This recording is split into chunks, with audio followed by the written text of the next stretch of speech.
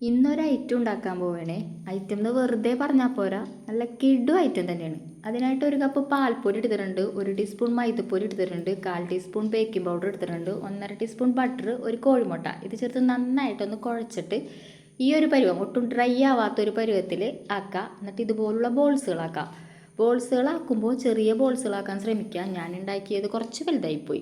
എന്നിട്ട് അതൊന്നും മൂടി വെച്ചിട്ട് മാറ്റി വെക്കാം. പിന്നെ ഒരു പാത്രത്തിലേക്ക് 1 കപ്പ് വെള്ളം ഒഴിച്ചു കൊടുക്കുക, 1 കപ്പ് പഞ്ചസാര ഇട്ട് കൊടുക്കുക, 1 ടീസ്പൂൺ ഏലക്കാപ്പൊടി ചേർത്ത് കൊടുത്തിട്ട് നന്നായിട്ടൊന്ന് ഇളക്കി കൊടുക്കുക കേട്ടോ.